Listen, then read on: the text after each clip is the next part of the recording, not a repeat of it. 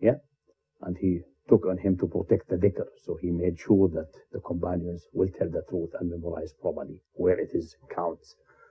He never ordered us to listen to their point of view, although their point of view is a respectworthy point of view, like any other scholar, and even more than any other scholar, because they have taken scholarship from the original, direct, and pure source, the Messenger of Allah. But still, it's an opinion. Opinion cannot outshine the reported narratives from Messenger of Allah in no way. So we are not obliged to take the opinion of Ibn Mas'ud nor his companions as a guide. What we are obliged to take is that what has come from Messenger of Allah, as long as we have verified its reliability and authenticity. So the objection here is not really a very strong objection, and it should not be causing us to regard this hadith as questionable. The third hadith is from Abi Hurairah رضي الله عنه: لو لم يبقى في الدنيا إلا يوم لطول الله ذلك اليوم حتى يلي رجل من أهل بيتي يواطئ اسمه واسمي. If there is only one day remaining in the dunya, this is obviously a metaphorical form that it is going to happen, even if it is the last day. It will not be the last day, obviously, but this is the metaphorical. If there will be only one day, Allah will extend that day until a man from my family will take the rulership, whose name is corresponding or similar or equal to my name, depending about how you interpret the word yuwati. Yuwati means stepping on top of the footstep. Now, does it mean it? His name is Muhammad or Ahmad, this is the name of the Prophet, or it may be the meaning of the name. Mahmud could be also yuwati in that. Someone could see the Prophet has other names like Hashir, Aqib, and so on. Maybe he's Aqib. So it's not that his name is Muhammad. Say yuwati ismu ismi. His ism corresponds to my name or fits on top of my name or like my name. So it could be in various things. It's not necessarily meaning it has to be exactly Muhammad or Ahmad.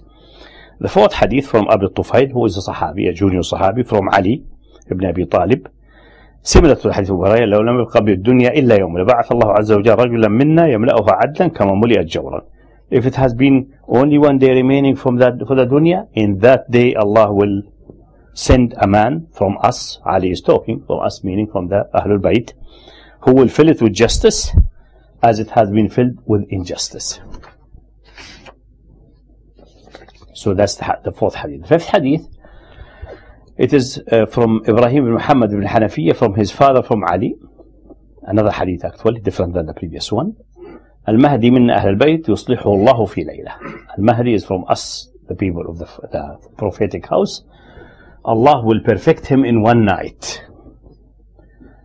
This is the only one which is this coming only through one channel, and this channel is only Hasan, meaning it's acceptable. It is not to the level of authenticity which is fixed by the strict scholars like Bukhari and Muslim.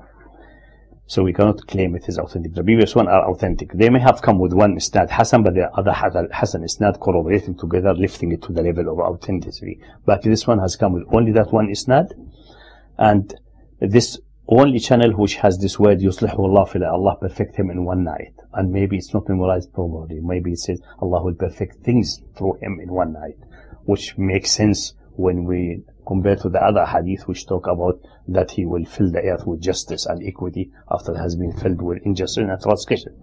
So we cannot rely really even in the wording to be exacting. There may be some proposition or some part of the sentence missing there, because as we said, the isnad is not extremely bad, but it is not to the authenticity level we are used to usually in the hadith. So these are really the five main hadith. You may notice easily that none of them use the word Mahdi.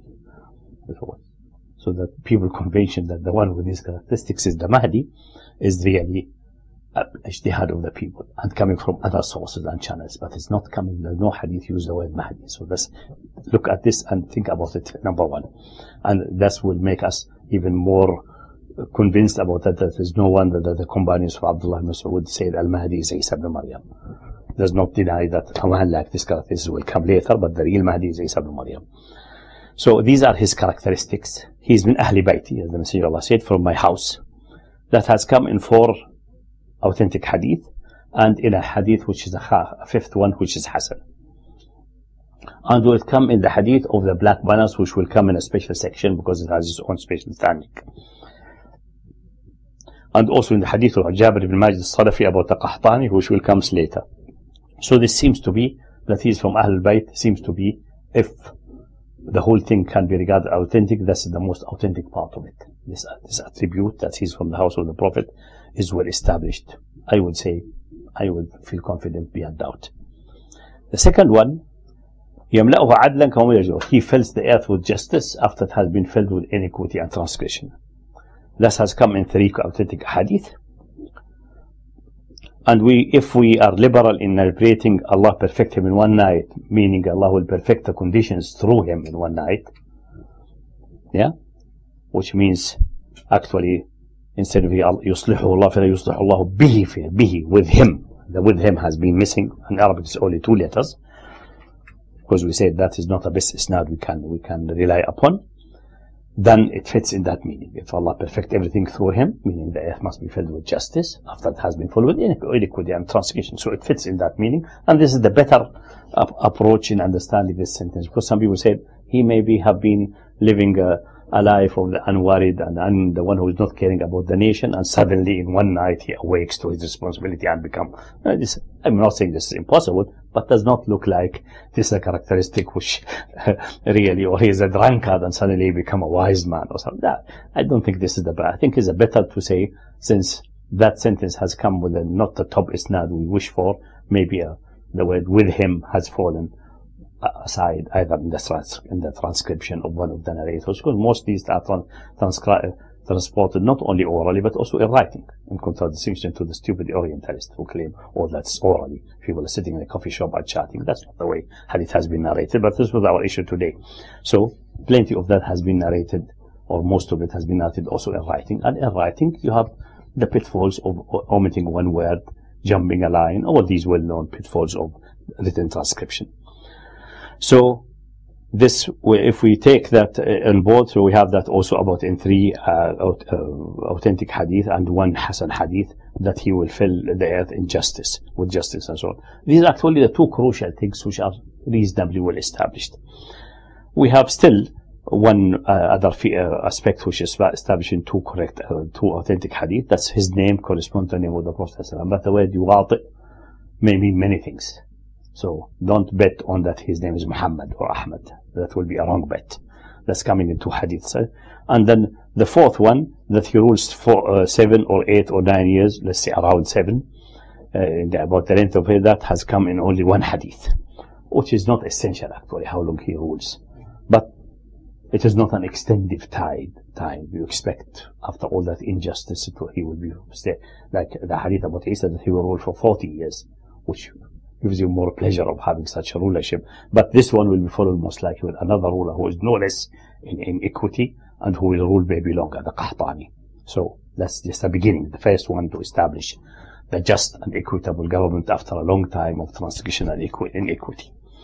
And then another aspect, which is bodily description. I don't think this is very important, but it has come in 1 hadith, which is ajil al-jabha, with a broad forehead and standing nose. And this is just a physical description, which is when he comes, if it's true that the Mahdi is coming, and all of that is not just some narrators have followed some of their fantasy or wishful thinkings, which cannot be excluded with absolute certitude, despite we have various hadith, because all of them do not correspond to each other in a unique way, so that we cannot really say they are mutawatir, and we have this fact with certitude. Also the fact that all the hadith stress that he will be a just ruler could be a reflection to the injustice and suffering the people were suffering under Bani Umayyah, when the Khilafah Rashida has been transformed into an oppressive regime.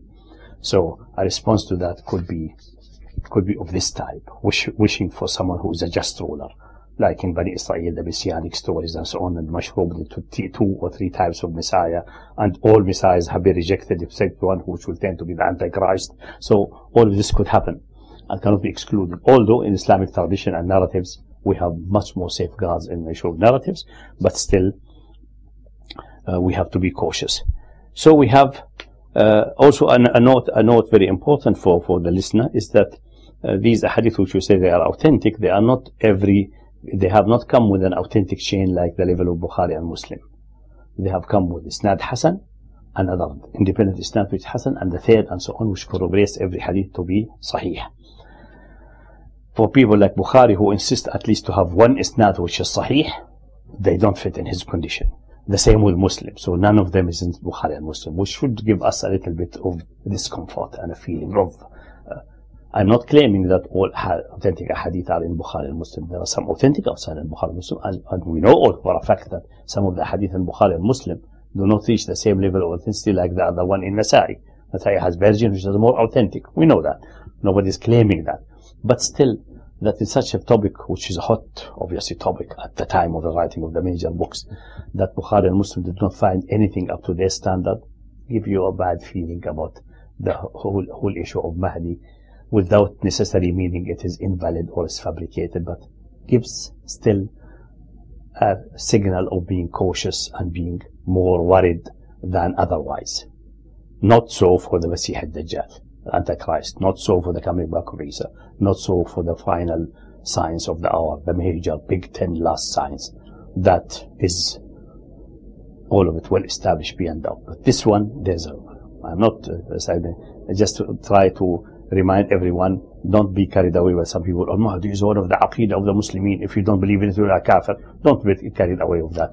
Many people in Islamic history have doubted the issue of Mahdi, and many have regarded it as a Aqidah. So we have this, and I don't think any of the parties declared the other one to be a kafir because of that. So we should be cautious in that and not go overboard.